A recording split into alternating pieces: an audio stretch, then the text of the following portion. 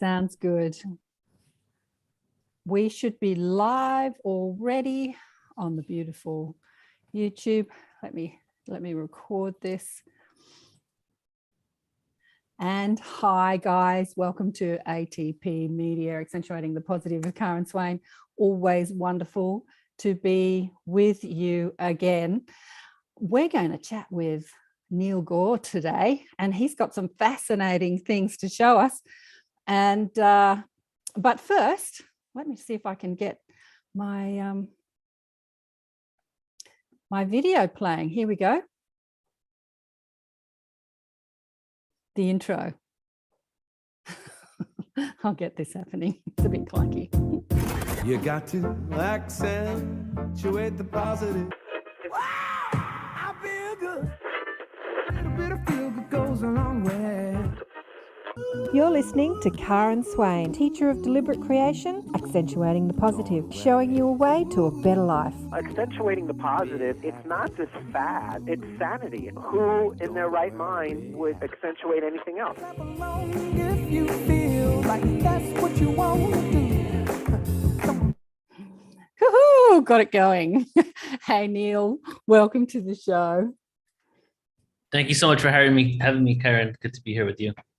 So Neil is we were just chatting about it. He's in Mexico at the moment, about to head back to the States, back to California, a couple of hours after we finish this conversation.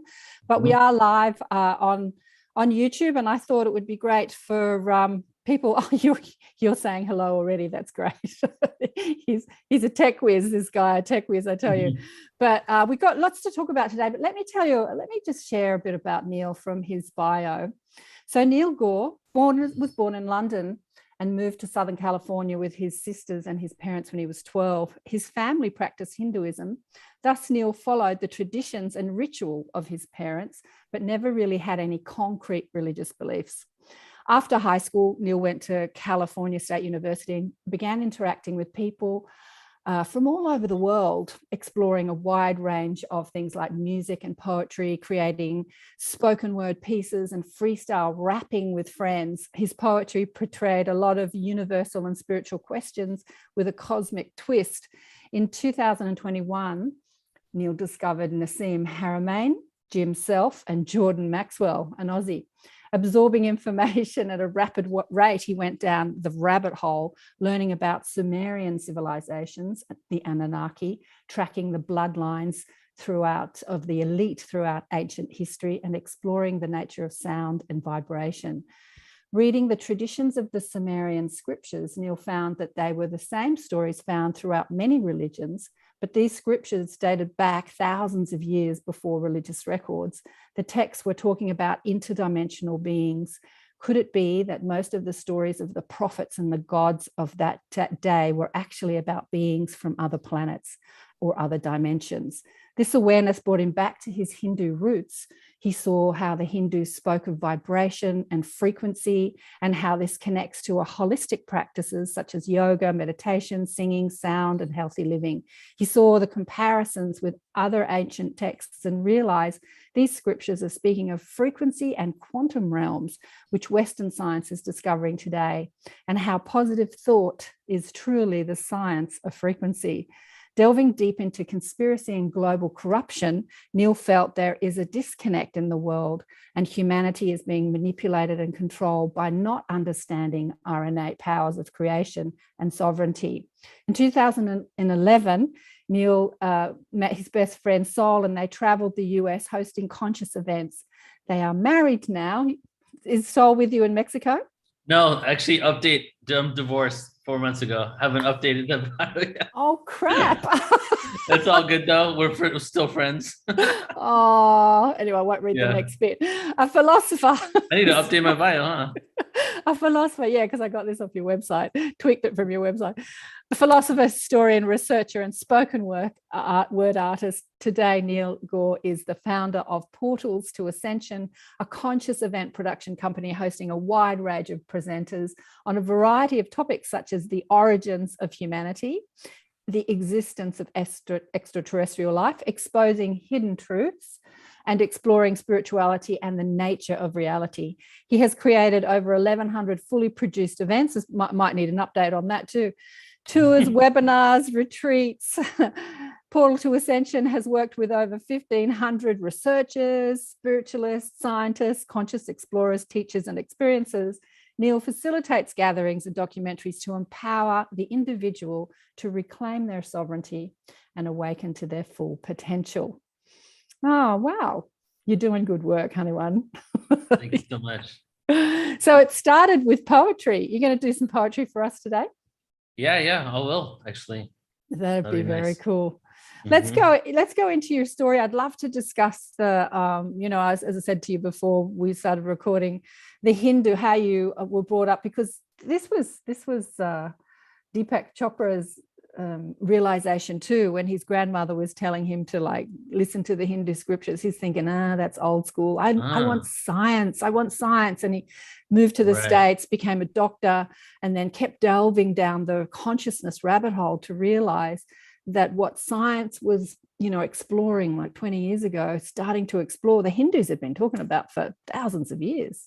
Yeah, that was my realization too, when I found the understanding of vibration and frequency by looking at other ancient cultures, firstly the Sumerian scriptures, and then looking at what their text was referring to in regards to some advanced science, some ancient wisdom. And when it came to even symbols like the serpent representing wormholes and black holes, so that kind of just took me to a realization that everything is vibration. And I started connecting the dots that yoga, meditation, Ayurvedic food, mantras were all just an ancient form of quantum physics that we're only now rediscovering. But then Hinduism kind of lost its way, and that goes into the whole of the devolution of consciousness, because Hinduism, the Vedic awareness spans for thousands of years, and as we devolved in consciousness, it became more ritualistic, thereby doing things contractually. Right? If I do this, this, and this, I will get this. If I say this chant, I will get this, not really knowing where it came from. So when I started understanding where it all came from, the ancient history of it all, I came back to this, the religion. Yeah, actually, that's exactly, because Australia is so close to India, we have a lot of Indian tradition here, a lot of puja, a lot of kirtan, lots of stuff going on. And this is what I'm finding with people, they get very involved in the ritual of it, but still their life is a bit of a mess. Not everybody, obviously, but many people. So it's like with any religion, we sort of chant the chants and say the words and do the ritual, but there's a disconnect between how that lands in our daily life and how that can enrich us. What do you think that disconnect is?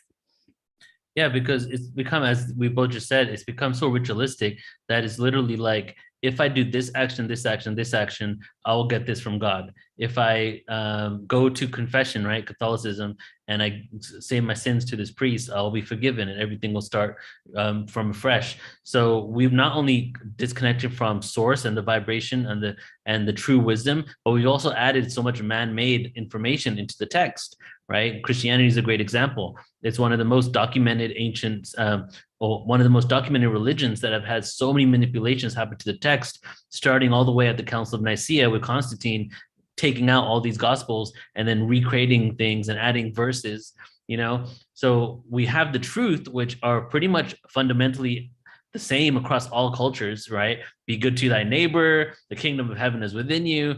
And then you have all these other things. Judge this person. Do not, these people are not going to God because they do not follow your God. So it's really about dissecting and going to the original information. And so it's not like all religion is completely BS. A lot of religion have some amazing truths within it, but Absolutely. It became institutionalized, it became organized, and it became corrupted by the elite who wanted to utilize it to keep control over us, because all these ancient religions were trying to do what? Teach us how to be liberated sovereign beings and be responsible for our own lives and to take care of others. But we've been in the system now where that doesn't really benefit the chosen, the few that believe they're the chosen ones to rule over us. It doesn't benefit them. So, that's why I go back to the Council of Nicaea quite a lot, because the Roman Empire was really a foundation for what we're still experiencing now. And part of that was, how can we utilize Christianity, which is becoming the number one religion in all of Rome, in a way that doesn't take away the power from the emperor? And part of that was, let's create this whole entire thing in our image. Let's rein in all of these priests and popes and bishops, and let's create a concise book that makes sure it still allows for there to be some sort of hierarchy and control. Interesting. So as we evolve as a human consciousness, so I see that everything that you're doing with Portal and all the stuff that you're doing is to try and, impart information and teach people how to take back their power and their sovereignty. Do you think that as people do, religion will disappear, like religion will crumble, or what do you see where do you see the future going with spirituality versus religion? Will they come together? Will they become more separate? It's a big question. The more we remember our connection to source, right? Because the reason why we have all these religions trying to figure it out is because we don't all have that remembrance. So if we all start remembering our connection to source, the fractalization of consciousness, tapping into the Akashic records, knowing about our extraterrestrial lives and our simultaneous lives, I think there will be more of a consensus around all of humanity of what it means to be spiritual. And once we have that, there won't have to be so many fractalizations of this is the only way to God. So part of it might be the beginning phases might be the acceptance of all culture, all religions as a path to the ultimate destination. Like the Rig Veda says, for example, the Rig Veda has a quote: there are many pathways to the same destination. And that quote is pretty much the premise of why there is no way to convert into Hinduism, because every path goes to the same place. So I think firstly, we're going to probably get to a place of acceptance. Then ultimately, as we start remembering, we start dealing with our collective traumas, we realize the game that we chose to experience on Earth, there will be probably some sort of universal religion, right? And this is a religion of non-religion, because religion has this kind of like connotation now of being an organized religion, more of a spiritual energy. I like to call it non-dogmatic spiritualism, being spiritual, not based on dogma. And I feel that that's what we're going to be moving into, and we are moving into it now. However, the spiritual component of it all is also the fact that every zodiac age that shifts, right? So like every 2,000 years, there's a new zodiac. 2,000 years ago, we turned into Pisces, right? Which was the fish, which is why the symbol for Jesus is the fish. 2,000 years before that, there was another religion. 2,000 years before that, there was another religion. A great example is when Moses came down from Mount Sinai and he like struck the land and the earth went open and all these people fell into the earth. And he was basically saying, you're worshiping the old gods. That was the whole premise of what Moses was doing. But what actually happened his people, the Israelites, were following the religion of the old zodiac. Moses went up to Mount Sinai and came down with a new covenant for the new zodiac.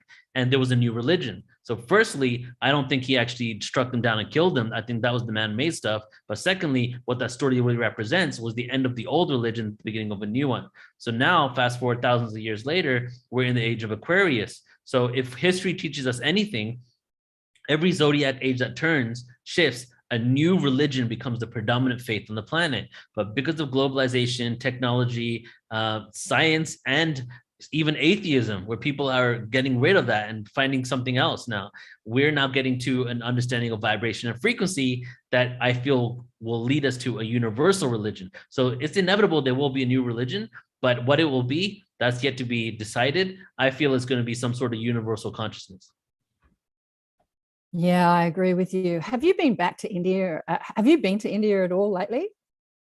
No, and actually, I just ate Indian food as my last meal here in Mexico, right? I just literally walked in from it, and we were just talking about my friend that I just met here that I'm not going to see for a long time. We're talking about meeting up in India, but I haven't been to India lately. I went last time 10 years ago, but every time I've been to India, I go with my family, so I never get to do anything on my own. So this time, when I go again, I want to go by myself and do my own thing. I haven't been for a long time. It's been 2004. It's been a while. But what I noticed in India, the religion, the hold of religion. I mean, religion has a hold in every country, but it's just more. I don't know, just a bigger hold in India. So definitely. You said that you're with your parents, so you're probably not doing this sort of thing, consciousness sort of thing. I just wonder how this sort of consciousness information is spreading throughout a country such as India that's so in the grips of religion. Yeah. So, I mean, on Portal to Ascension, we have people from all over the world. joining in, and I get emails from people everywhere. I've got emails from people in India. People tell me that it's not a common thing there, and especially when it comes to UFOs and extraterrestrials, though that isn't really a conversation at all. India, for the most part, religion's taken a huge hold. Like, even as you said, like even in taxi cabs, almost every one of them has a Ganesh hanging from their rear view mirror. But it doesn't mean that they're spiritual. It just means that that's the ritual that they've kind of, adopted. So for most people in India, from my experience of them and from, knowing people here that come from India, is pretty much based mainly on blind faith right now. A lot of ritualistic stuff. There are people awake. I mean, India has like one of the largest populations in the world, right? And they're going to go past China within a year or two. And Right. so they're definitely awake people, and some of them reached out to me, but those people that reach out to me tell me that there's no one else in the community that they can even have these conversations with. Well, I hear that a lot from people all over the world, really. I mean, the internet is such a great way of connecting us, but I hear that a lot from the people in the States. They reach out to me and they say, I believe in this stuff, and I've got no one around me that is talking about this stuff, as you say, especially about extraterrestrial and conscious life in the cosmos. We've got the boys online today. We've got Paul and Alan and Brad. Brad says hi. He loves India. Ancient Indian spirituality is very advanced. Yeah, we've got the guys online today. So how do you think, well, what I see, Neil, with a lot of people is, how do there's a lot of people online watching, but they're not really applying what they're learning. And something that I feel very passionate about is to present information in a way that people can really apply it to their own life. How do you think we can do that as teachers of consciousness and the new spirituality?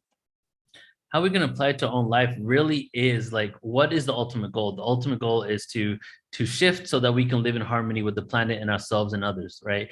And ultimately, when we're at that place, everything should be able to work harmoniously with each other. So the ultimate goal can only be achieved from us doing the inner work, right? So the only way that we can actually make any real changes externally to us without coming from a place of reaction is to really work on what creates that reaction, that emotional trigger that might be imbalanced, that is reflecting that externally to us. So when it comes to implementing this, there's a lot of information out there, and many people are just listening to YouTube videos and presentations, which is just giving you the intellectual information, and then implementing in your own life and making the shifts are really what is important. So there are many modalities in which you can kind of go down those routes to really find out what works for you. What works for me personally is chanting, right? And then even having gratitude. Like now I'm starting to wake up every morning and write down things that I'm grateful for, really shifting my perspective and coming from a place of compassion so that I can radiate that love out. And I feel the more I'm able to do that and understand and accept others, the more we're able, if we can all collectively do that, we can get to a place where we can live in peace with each other and concentrate on the fact that we have so much more in common with each other than we have that is separate. Because the name of the game for quite thousands of years now has been divide and conquer. And through divide and conquer, they make us think that we have so much that is different from one another, when ultimately we have so much more in common than those who that claim to have control over us. Absolutely. And as we've seen, life get more crazy over the last couple of years, even in the spiritual community, I've seen this divide and conquer take over people as people hold on to their point of view about what's right and what's wrong. I mean, actually, I started seeing it when Trump came into power. I mean, I'm in Australia. We don't even, the politics isn't even our politics. But people get so head up about, is he a good guy? Is he a bad guy? And I've been abused on Facebook by people that have followed me for years because I dared to post something about Trump. Not that I said that I thought he was a good guy, a bad guy, but they get so passionate about their point of view. How do you think we can help people sort of find the unity in all things rather than your point of view, my point of view, you're wrong, I'm right? Well, firstly, we got to accept that divide and conquer is what they're attempting to do, what they've been doing for so long. We get so caught up in things based on our emotional triggers and what we want to, what is the ultimate thing that they really want? Like, why are people following Trump or not following him? Some think that he's evil and the others are thinking that he's the savior. So ultimately, we all want a better world. Just some people think that he's creating it. The other people think that he's not, right? And I saw exactly what you're saying, like the split in the community. Not just based on that, but also on UFOs and other spiritual things has become fractalized hardcore over the last 6 to 8 years. So once we can acknowledge that divide and conquer is what they're attempting to do, really we need to work on ourselves, because how do we get to a place where we're not grabbing onto some sort of authority figure to save us? Is to realize that the only person that can save you is yourself. And because there's been so much issues and so much trauma that's happened politically and in the world, we want someone with the power to come in and change and save us. Yeah. It's like wanting daddy to save you. You know what I mean? It comes out from the archetype. It goes deep with psychology. And we want that person to come and save us. But ultimately, history has shown that they've just thrown people in our way, in our path, that make us think that they're the ones, but ultimately they've never been the one. And even if someone comes forward and actually does some real change on earth, right? To think that you know that person entirely and the level of corruption they have, what they're really doing things for, what their agenda is for, you can't say that you do. And another thing history has taught us is many people that are, many politicians, priests, elite that are doing something nefarious, what they do is they focus their energy on nonprofits and institutions that are the opposite of what they're doing. That's how manipulative it is, right? So say that you're like loitering money or something, right? And so what you'll do is you'll create an art foundation, right? Getty Museum is a great example. You know, so many different art galleries in the US are named after the bankers that literally screwed us over. And it's because when they passed away, they wanted everybody to remember them for their philanthropic work rather than the devastation which they created. So what I'm getting at here is, just because you can't take anything face value, and because you can't take anything face value in what they're doing, what can you do? You can only focus on really you being the shift, you making the changes within yourself, and then teaching others how to do it. So I stopped waiting for a savior a long time ago, but there was a time, even politically, where I thought that, oh my God, this is it. This is going to change.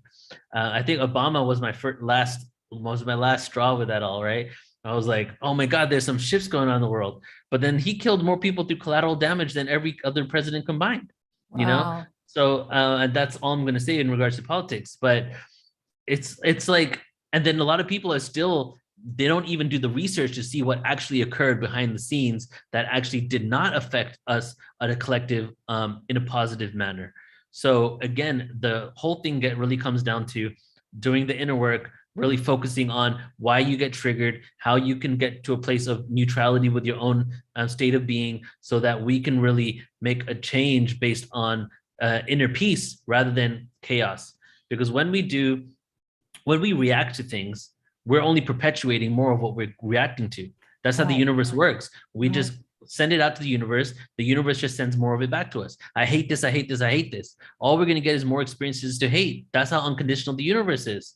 So if we come from a place of peace and we don't hate, but we still make decisions based on what is better for humanity. And I don't like good, evil as a terminology. I like harmonious and disharmonic, right? Like, what if we focus on being at the place of inner peace, but work on what creates harmony on the planet, I think we can have real change. And it might take some time, you know, like it. And right now we're going through a phase where a lot of people are having a collective dark night of the soul, where all these traumas are coming up to the surface to experience. And many people, I feel, think that like it's inevitable. We're not going to evolve. We're not going to move out of this because of all the craziness.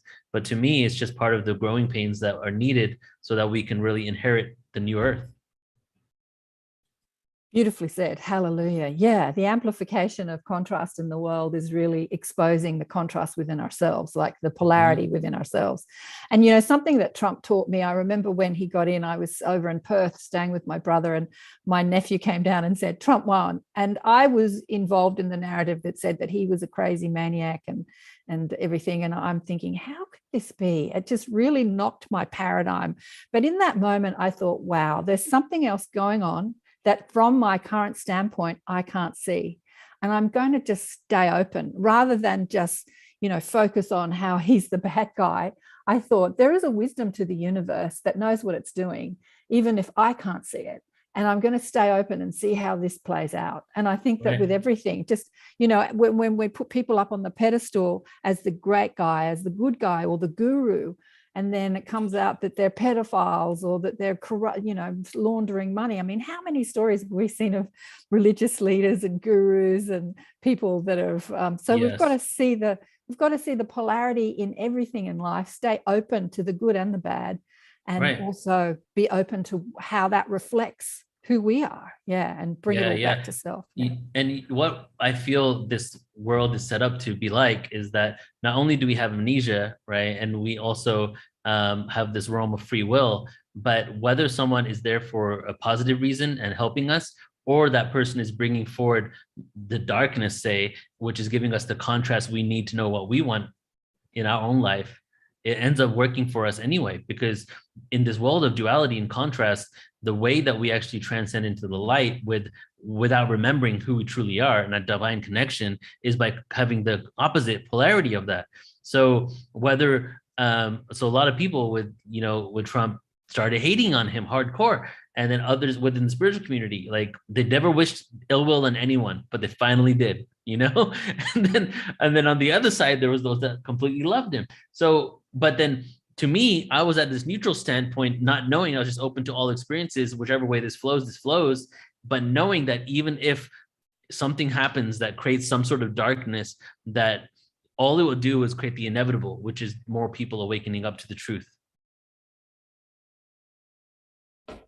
That's the conversation I've been having for 2 years, as my community is like going, oh, but this is so terrible. And I say, yeah, it's terrible, but look what it's doing.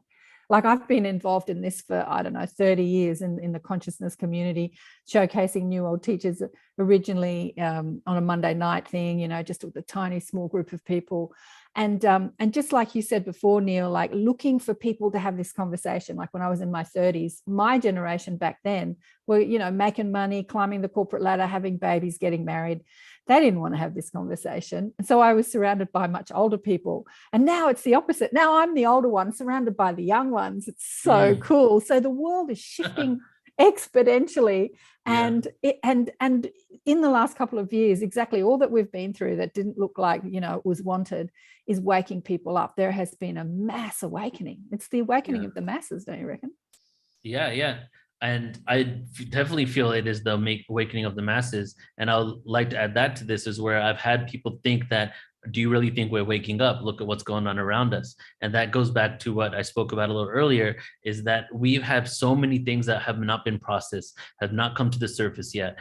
So many skeletons in our closet, if you will, traumas, past life traumas. And the only way that we can really transcend these in order for us to be the caretakers of the new planet, be the caretakers of ourselves, each other, and be sovereign beings that can have full responsibility of our own livelihoods, is by processing these things out. So what's occurring is there's a frequency shift on the earth, and that can even get into the scientific component of what's going on with the position of our solar system, where our solar system is located within the galaxy, all the prophecies about the return of the Messiah and all that are basically alluding to the fact that we're getting to a vibratory frequency that is going to be able to give us the opportunity to shift from this density into a more harmonious existence. But as we shift into that density, we can't take our baggage with us. Our baggage needs to come up and be dealt with. And a lot of our baggage is actually institutionalized in the systems and the constructs we've implemented in society, educational systems,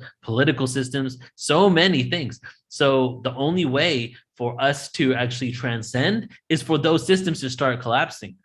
And so as they collapse, which is what's happening now, people are going crazy. Like, oh my God, are we going to survive? Are we going to make it? What's going to happen if the economy collapses? The economy is made up. The stock market is made up. There was something before that, What happens if this occurs?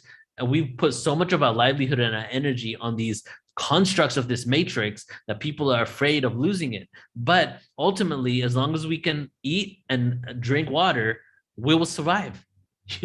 So it's like what needs to happen is happening. These things are falling, and the reason why they're falling isn't because something happened to another one, this one invaded another one. It's because they weren't working for the betterment of all humanity. And that's what we need now, are institutions that can work for everybody. Yeah, hallelujah. What I'm seeing in Sydney especially is because I know that what you're doing now is really a sort of a university, and a universe, like one song, like what you're doing with your, anyway, I'm trying to get the pun in there, but we had secret meetings. We had secret meetings during the lockdowns and stuff.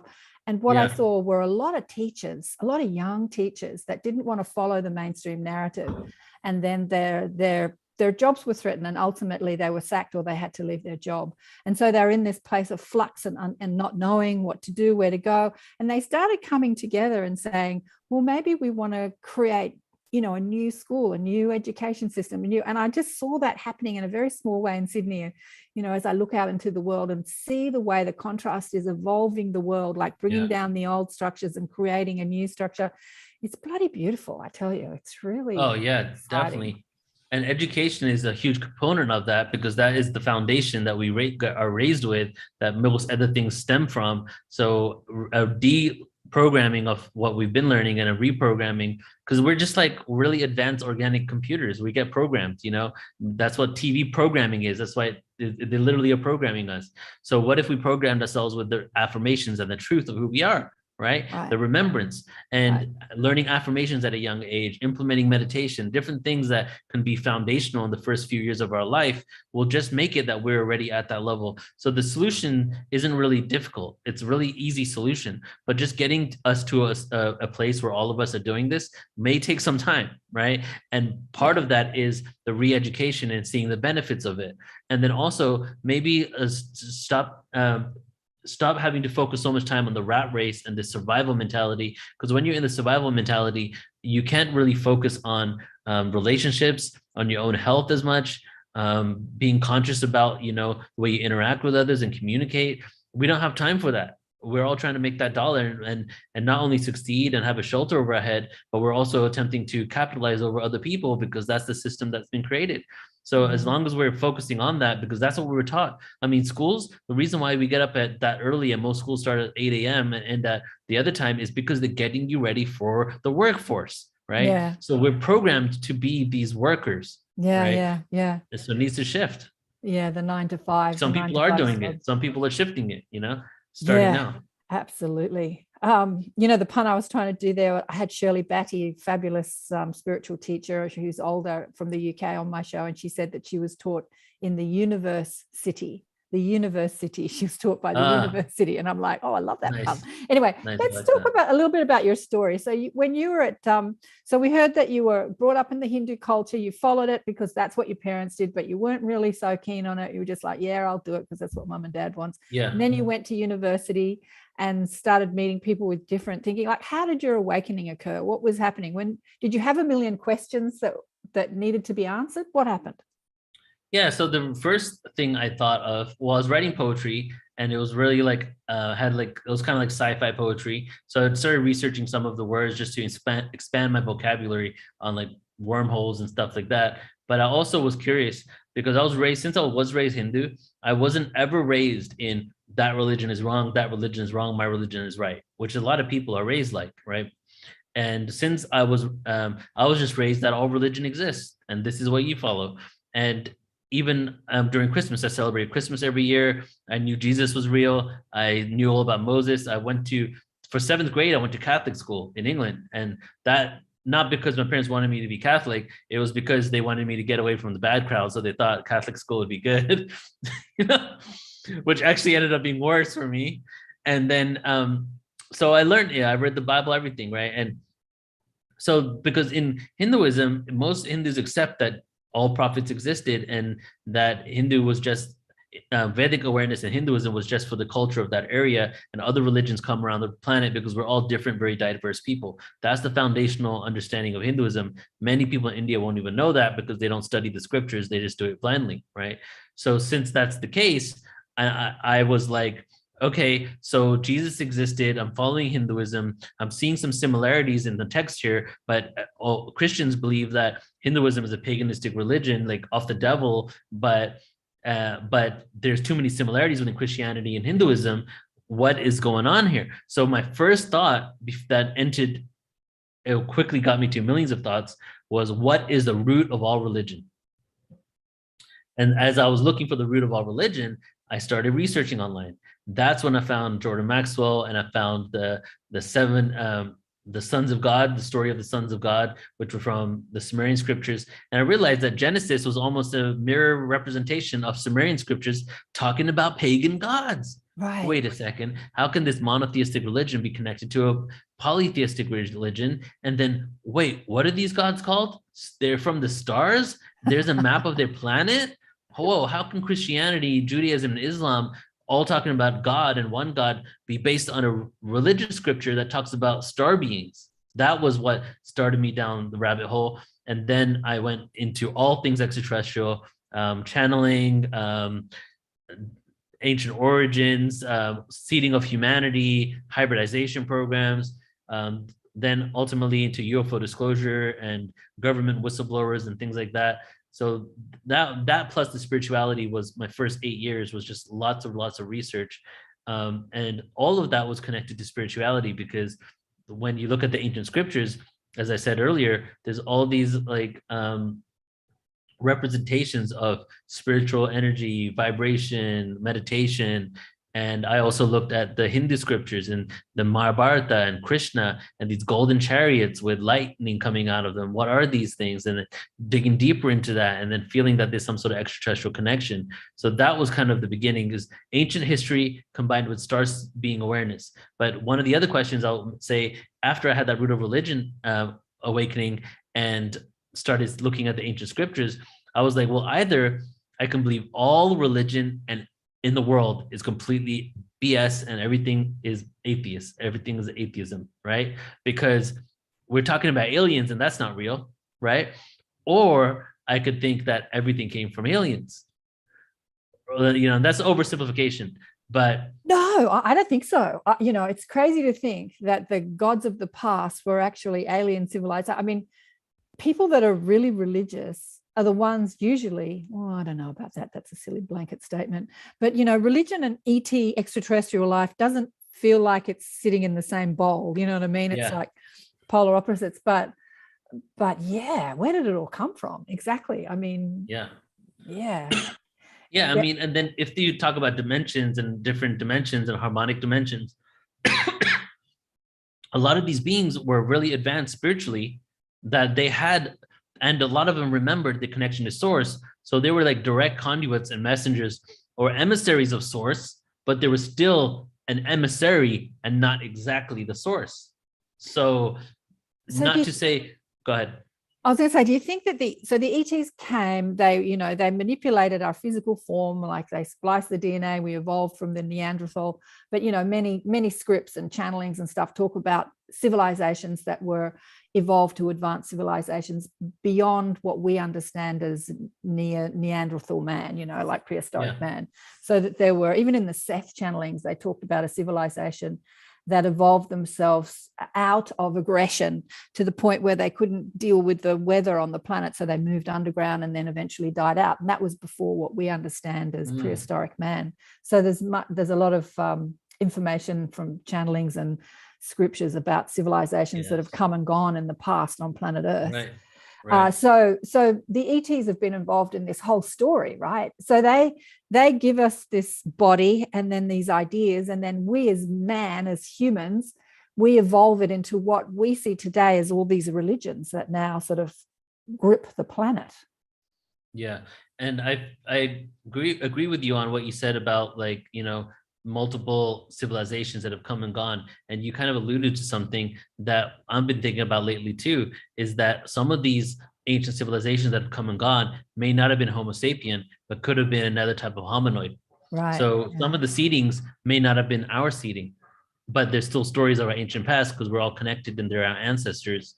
And our seeding could have been from multiple different races could have done it. If you believe in the Anunnaki story is specifically about Homo erectus going to Homo sapien, which is our story, but that could have happened multiple times along the process of what actually occurred on this planet. So I feel that we've been going through cycles of consciousness where we have this evolution and devolution. We lose our thoughts, we remember, we lose and we remember. And part of this construct is that they're not only creating us and seeding us, but they're also creating realm of experience. The whole ultimate goal is to have the experiencer. And this reminds me of the Lyran story, in which the Lyran specifically wanted to hybridize a being on Earth so that they could incarnate into and live simultaneously, having an experience of this dimension as well as their own dimension.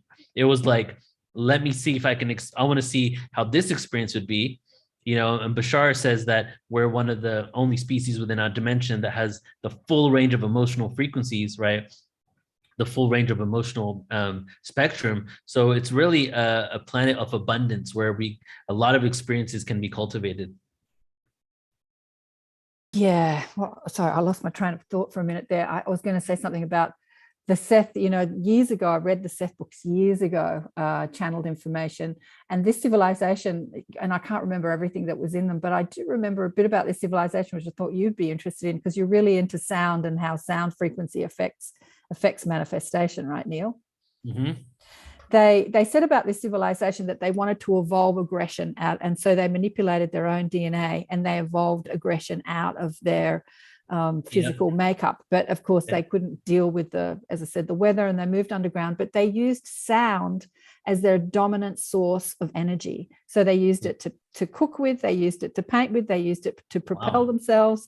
Sound was their dominant force of energy. So they understood the frequency of sound, and they started to, which is something that we're just starting to, well, the Hindus talk about it with chanting and mantra, and but we're using sound like we're using ultrasound to look in the body, but sound, Do you want to chat a bit about that? What have you discovered about sound? Yeah, well, so I like to say that everything is sound, right? And we are sound, because sound is frequency and vibration. And that's why, in the Old Testament, it says, in the beginning was the Word, and the Word was God, and the Word was with God. Okay, so break that down for a second. In the beginning was the Word, which represents sound, which is the vibration.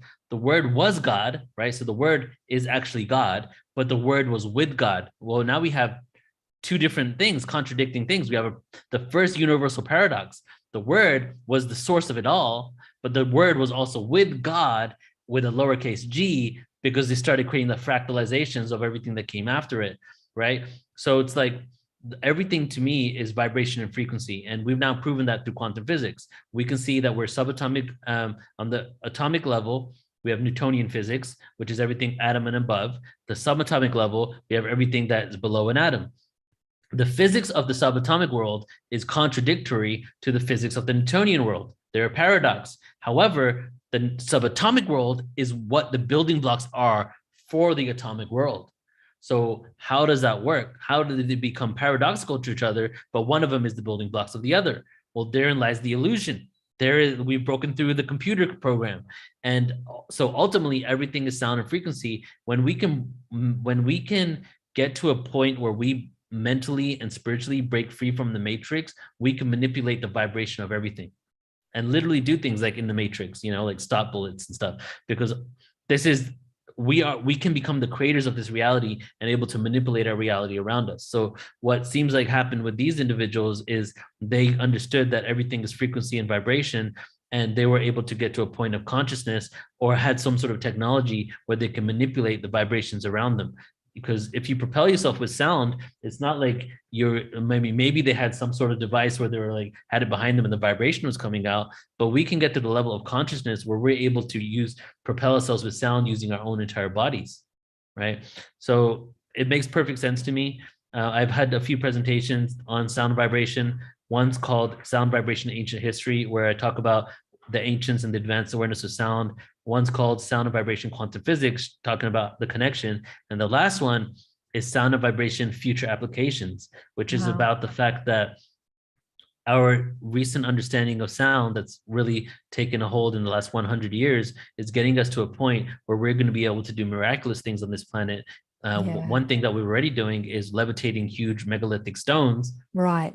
That could have happened. Right. And there's a video on YouTube on that, and Russian scientists showing it. Everything has happened. On my presentation, I show a sound device that neutralizes the frequency of fire, puts it right out right there, right? Yeah. So And then we can also heal because we are vibration. What is sickness and illness? It's disharmony in our bodies. Right. So what if we can utilize sound? And this has happened. People use it, but it hasn't happened on a mass level yet. We can eventually get to a point where we don't need pharmaceutical drugs because we're able to heal ourselves from frequencies. Absolutely. Absolutely. When I look at the medical industry of today, I feel like it's like completely prehistoric.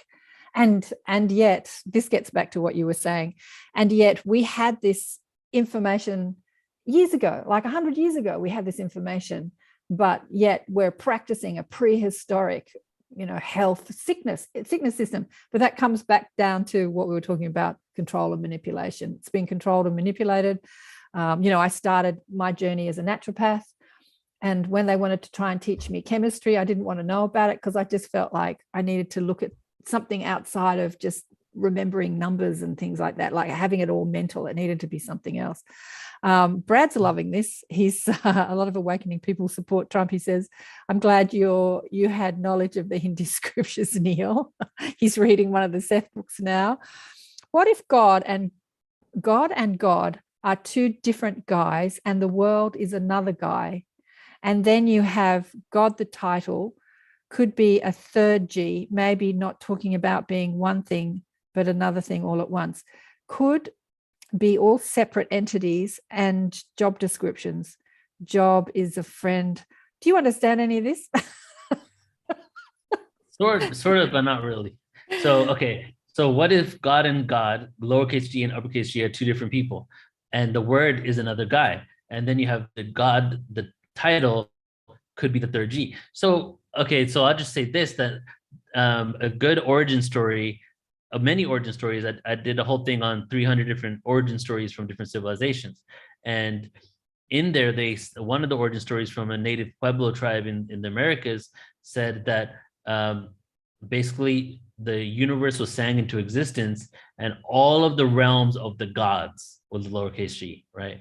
All of the realms of the gods. So what that represents is many different fractalizations, many different realms of different gods, and the gods as in what we're calling them because of their higher advanced knowledge. So she's Lizette saying that what if there were other realms with other gods, one with a more universal G, like an uppercase god, and then there's one with lowercase gods. I think there are many dimensional experiences of advanced beings that individuals like us probably held as gods, right? Some of them maybe had good intentions, some of them not. And maybe the ones with good intentions were direct emissaries of source, giving us direct information from there. And then whether we call them gods with uppercase G or lowercase g is based on us. I would say when we call gods with a lowercase g, maybe those are the false gods, the ones that came down here and basically said that we are your rulers and overlords and try to take control of us, right? So, but then maybe the ones with the uppercase G are the ones more directly connected to source. But we're just getting into like just words here and making it up and trying to speculate on what it could really be, you know? Yeah, I know. Like during my awakening, I realized that we're all God. And so we could call every single being on the planet God, right? God, uppercase, lowercase, we're all God. We're all an extension of the source. So we could literally call everything God, like the cat. And that's what we're getting to, the tree. So yeah, we're getting to that understanding now that we are that, so we don't have to have this hierarchy anymore of them being more advanced than us. Right, exactly right. I had a great guy on the show a few years ago called Blair Steyer from New Zealand who channels an entity called Tabash. And one of his sayings is when you ask him a question, what do you think about this person saying this and that? And he says, well, he's just God doing it his way. You know, another God doing it his way. Like we're all God. That's just God he's being God doing it his way. So we're all God doing it, you know, good, bad, whether we're exploring contrast or exploring violence or exploring love, we're just God doing it our way. Yeah. Ultimately, there's only one vibration experiencing itself infinitely, and we're a part of that vibration. The source is singularity. Source is the center of the black hole, the void, the singularity. Duality is not separate from the source. The duality came from that singularity, right? Good example, the Big Bang. Infinite singularity, countless possibilities. The cosmic egg, infinite singularity, countless possibilities, chaos. So, but in the duality, we have feminine, male, dark, light, good, evil. But all of that came from the singularity. So the source doesn't have judgment of either polarity, because all of it is an experience. Source is so unconditional, it wanted to experience us and itself unconditionally, infinitely. Right. And that's what we're here doing now. Yeah, exactly. Which brings us back to, get over the judgment about who's right or wrong or good or bad. It's just God doing it his way. And ultimately for, both what we call light and dark energy is there for the evolution of human consciousness or the soul. What does Lizette say here? Gods, Todd's or Karen's or Neil's, God's conflict with the creator. I think that was convenient untruth. Oh, beautiful. Well, what do you want to do with portals? What do you want to do with your what you're doing? You're presenting all these teachers. What's the ultimate goal? What do you want to see? Where do you want to see this going? So you're doing a lot of stuff online. Do you want to have physical, universities all over the world? What's the dream, Neil? So I do a lot of live events too. Just in the last couple of years, we haven't done as many, right? And going back to the live conference. So Portal to Ascension conference is every year in California. And then I do tours with different speakers as well as the live online events. So I want to get back into doing like routine touring with people, retreats to different ancient sites around the world, and moving that Portal to Ascension conference to like 3 or 4 places in the world. So 3 or 4 live 3-day conferences that has a really networking component in it, where we're bridging the gap and connecting light workers together to start projects. Now, what we've moved into and really exponentially getting into this year is becoming an even more unprecedented multimedia consciousness platform, where documentaries are coming out. There's gonna be a music studio, Ascension Records, on really, music designed for upliftment and the ascension. So as the multimedia platform becomes what it is, including our apps and everything, the ultimate goal is to get land and create villages. So all of this has been working towards eventually building communities. And part of that was a download I got in 2008 when I first changed the name to Portal to Ascension with my group. It got like a 20-year download, basically, of the kind of general layout of what's going to happen. And the ultimate thing was within 20 years, the first Portal to Ascension community is going to open. And so right now I'm actually traveling the world full time looking for land, and I'm starting it probably a little bit earlier than I was going to start it. And that's basically it. There's a lot more involved in that for sure, like contact centers, places where we're doing specific meditation around the world in order to connect to benevolent extraterrestrial races, bring down information, and possibly also create the foundations for open first contact, where we're interacting with extraterrestrial races. Because as things start shifting and this becomes more and more common, Portal to Ascension is going to start shifting and taking the place what it needs to do in those times, whether it's creating a galactic embassy or whether it's creating landing docks, something like that. But ultimately, the first step is to completely get this multimedia platform off the ground this year, and hopefully start building in a community next year or the year after. Yep. That's the download I've received as well. Absolutely. But there is a guy that's I had on the show. What was his name? The French-Canadian guy. Have you met him? His name escapes me at the moment. He's doing the embassy. He's connected to a religious conscious group, and there's money behind it, and they're physically building a. Yeah, are you talking about? He was on EXO event recently, like a couple weeks ago. They streamed him to my platform. So let me see. I can get his name real quick. Can you get his name? They're collecting an emissary. They have money behind it. Yeah, this all sounds familiar to me. Yeah. So but he talks about. But the thing about these things is there's got to be more than one, and it might be more than one group doing it. But eventually it has to be, just like there's more than one, university or hospital or, centers. There's got to be, I'm just looking up his name too. Is his name Sylvain Rocon? That's it. Yeah. Sylvain. Yeah. There he is. Yeah. Sylvain Rochon. Yeah. He's got a French engineering the future. Yeah. I had him on the show last year. But that's exciting to have the extraterrestrial embassy. I think that's a really exciting concept.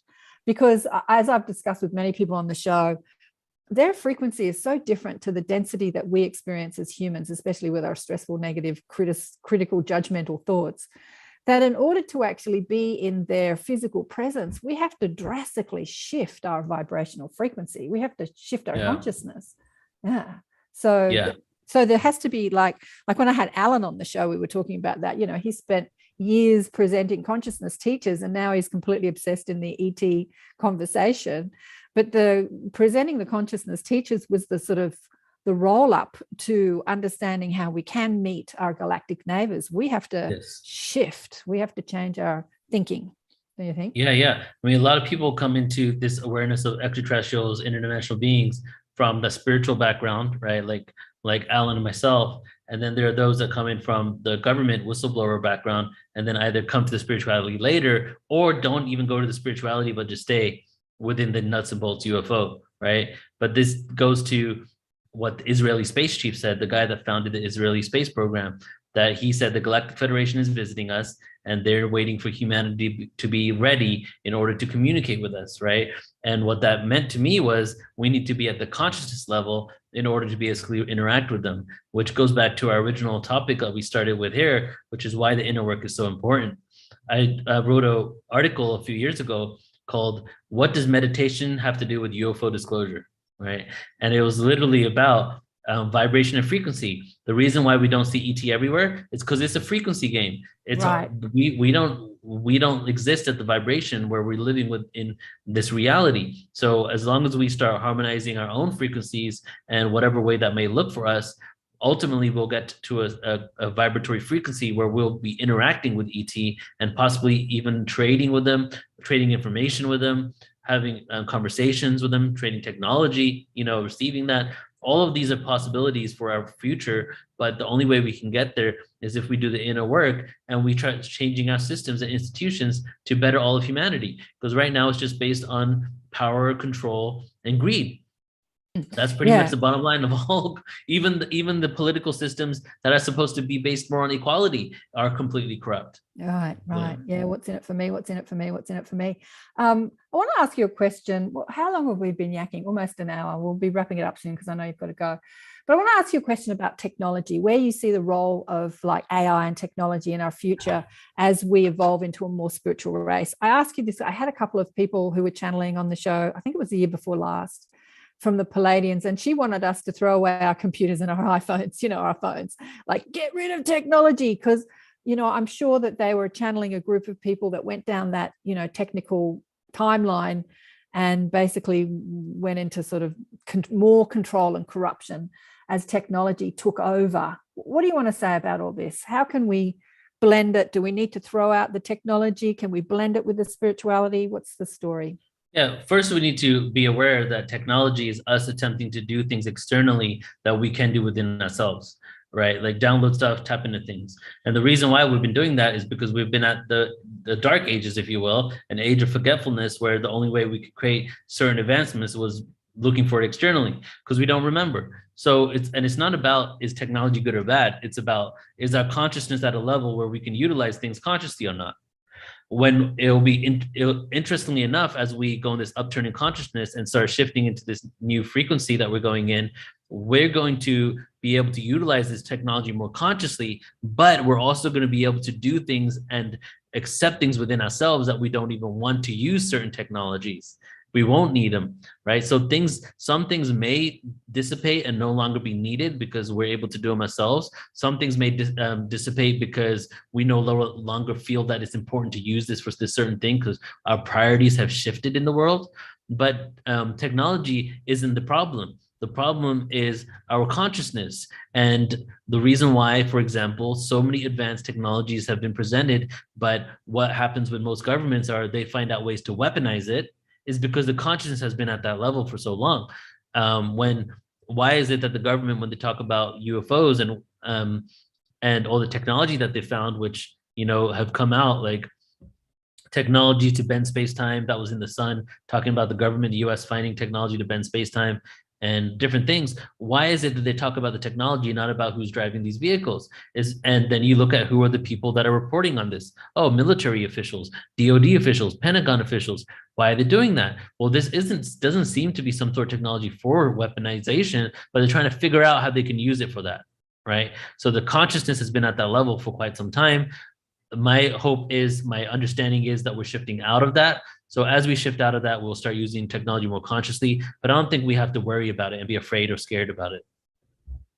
Yeah, because there's a lot of conversation around robots and AI, and if AI becomes self-governing or self-conscious, it's going to take over and destroy humanity and all that sort of stuff. You know, that's fear, been fear. indoctrinated in us from like Terminator onwards, you know. But Right, let's yeah. talk about AI for a second. Okay, so every sentient being, and this is from like literally 20 years of grabbing these pieces of information from everybody to piece this together.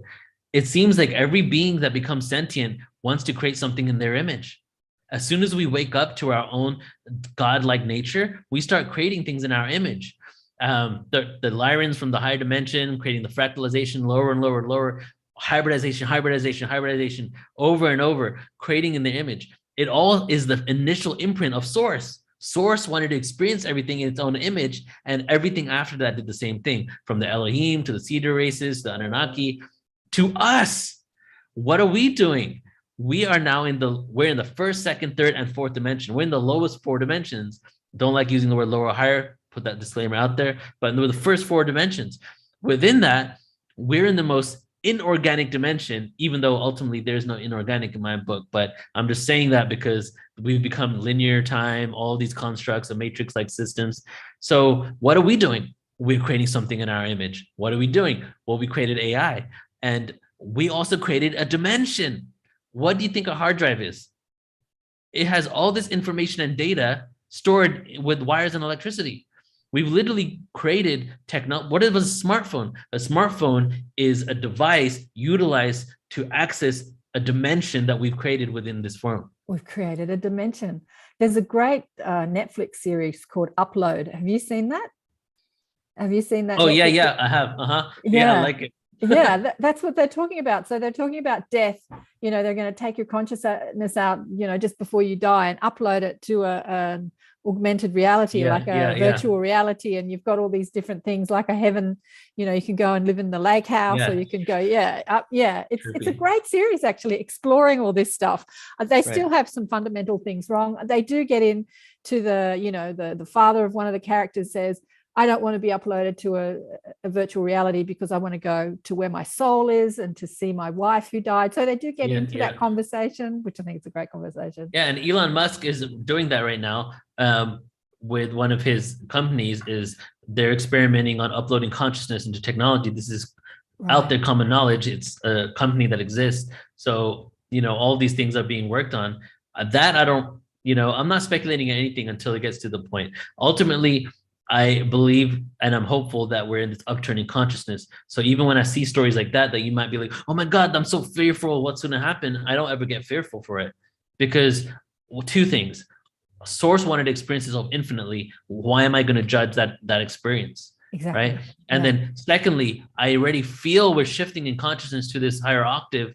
Why am I going to worry and think that it's not? Exactly. Nothing to fear. What was I going to say? I've got a million things streaming through my mind, and every time I stop, I've got to pick one. Because I realize that I was going to say, that I had an argument with my brother about Facebook. You know, he was immersed in the mainstream narrative, and the mainstream narrative was Facebook is bad because kids get bullied on Facebook, and so we've got to stop Facebook, right? We've got to stop the technology because people get bullied on Facebook. And I said to him, I have created my whole, business on Facebook and met amazing conscious people all around the world. Every message that I get on Facebook is a positive message. It depends, the consciousness in which you're using the technology is the experience you'll have with the technology. It was exactly what you were saying just then. Yes. But well, people also, go ahead, Karen. No, go ahead. Go ahead. All right, I'll go. I don't want you to forget your thought, but okay. I'll forget. So people had told me for a long time, like, obviously now I'm kicked off Facebook because they don't think I'm worthy of their platform. But people were saying, like, I wish there was a conscious version of Facebook. And I was like, my Facebook feed is a conscious version of Facebook. It's all based on who you choose to keep around you. Exactly. There actually is a conscious version of Facebook, which has just become free. I don't know if you know about it, but I'm exploring it. Yeah. So with the censorship, I've been exploring many other platforms, and but like you, I had that same desire. There needs to be a conscious version of Facebook, also a conscious version of YouTube, so that you can, you don't have to sort of wade through people twerking and all that sort of stuff, whatever. Yeah. But yeah, anyway, that's happening. I've found that's happening. Lizette's loving this conversation. Oh, I'm learning. Wow, says one life man. Any thoughts about balancing a desire to wake up others and the desire not to judge and honor free will? Paul asks. Hey, Paul. So this gives me reminds me of how I was in the beginning. So 2001, 18-year-old Neil, learning about Sumerians, learning about extraterrestrials. 2003, Neil, at a bar saying, you all have to realize that there was a 9th planet in the solar system, like a little buzzed, and telling people like, we came from these, we were seated on and then the bloodlines, blah, blah, like all this stuff, right? And then 2008, Neil, was a realization that, whoa, this all happened the way it was supposed to happen. And even the darkness is working for the light. So to get to the question, any thoughts about desire, a balance to desire to wake up others, you can always have that. And not judging and honoring free will doesn't mean that when you're telling somebody your truth, that you're not honoring their free will. But if you come from a place of, if you don't listen to me, you're screwed and I'm going to install fear on you, maybe then you're not honoring their free will. So, but you can speak your truth. And the time, and nowadays, like a few years ago, maybe you didn't really have the backing and the credibility scientifically and through government documents to prove your point. But now, if you really want to take the time to sit with someone, you don't need to be angry. You don't need to be frustrated. First of all, you can just express how you feel and they can do whatever they want with it. They have free will. Right. Secondly, if it's someone who really wants to actually understand you, you have enough information out there to really prove that this is reality, from understanding of quantum physics and non-locality and what that means for us, from the double slit experiment to the government documents that talk about UFO craft, to the Stargate program in which the CIA remote viewed Mars in 1 billion BC. I mean, the information is out there on their own websites. So share to people whatever you want. I have a folder on my phone of government documents that prove that this world is freaking crazier than we ever could have imagined. And sometimes when I have conversations with people and then they doubt it and I'm having a friendly conversation, I'll show it to them. But that doesn't mean you're violating free will. It only violates free will. Well, ultimately, I don't think if you're in this realm of free will, I don't think that rule really applies, because we're always manipulating and violating everybody else around us. We're like always having decisions and choices and people are making decisions on it. So if you don't want to have to try to sway them and convince them, just come from a place of inner peace within yourself. So you're just speaking your truth, not based on the fact that you need to wake up, but based on the fact that you understand something that is liberating for you, which is this truth. And you can express that truth to them without the expectation of where they go and what they do with it. Perfectly said. Absolutely perfectly said. Because it gets back to how religious people are all trying to save our souls, right? And they're trying to convince us that mostly you believe in Jesus. I remember when a girlfriend became a born-again Christian years ago, and she was trying to save my soul. Unless you believe that Jesus is your savior, you're going to go to hell. And I'm like, seriously, Lisa, all the Hindus and the Buddhists, and they're all going to hell? And she's like, yes, yes, they're all going to Hell must be overcrowded right now. So yeah, you can believe in something, you can speak your truth from a heart-centered place, and people can hear you or not hear you, and it doesn't matter. Well, if the devil is not loved by God and cast out by God, but then most of the people on the planet are going to hell, why doesn't the devil use all those people to create a retaliation against the people in heaven? Because the devil will win based on numbers. Logically speaking. There's nothing logic about this stuff anyway. There's nothing logic about a lot of stuff in the world. And the thing about it is that as I look at the paradox, as I look at the crap that's going down now, and I just think, I had this conversation, I'm reticent to talk about it on this platform, but 31 years ago, I didn't give my daughter a medical procedure thinking it was not necessary, that her body, is infinite intelligence and it'll do what it needs to do. And now this same medical procedure is being rolled out amongst humanity. And I can't believe that 30 years later, I'm having this same conversation that I was having back then. So if you're taking something to protect you from something, surely that thing is supposed to work. So why be fearful of people that haven't? There's nothing logical about the conversation, right? But in the crazy, no logic, it is doing the job that we talked about before. It's waking people up, it's getting people to scratch their head. Like, that doesn't make sense. Like, what else doesn't make sense? If that doesn't make sense, what else doesn't make sense? Anyway, it's doing its job. Project Love, Light, Compassion. How does spinning into conspiracy theories help anyone? That's a great question. Have you still got time, Neil? Have we still got time to answer? I have 6 minutes. 6 minutes. Well, let's talk about that. How does spinning into conspiracy theories help anyone? That's a good question, Greg. So you need to be more specific, because a lot of these conspiracies are true. To say that no one has ever conspired against other people ever, isn't the case. A lot of conspiracies are true. So conspiracy theories that are off the wall, that what has happened, unfortunately, is a lot of people that have hold on to some conspiracies that are true have also adopted all the conspiracies after that, because making the actual things that are occurring seem less credible. And part of that is also the media and different governing agencies have actually put out these conspiracy theories and have been behind it in order to make the real legit conspiracy facts seem like they're fake, right? So being aware of the conspiracy truths and spinning off into them won't help anybody, but being aware of them and then maybe implementing it on your own life and taking some action from a place of neutrality and inner peace, you can, because I do Portal to Ascension.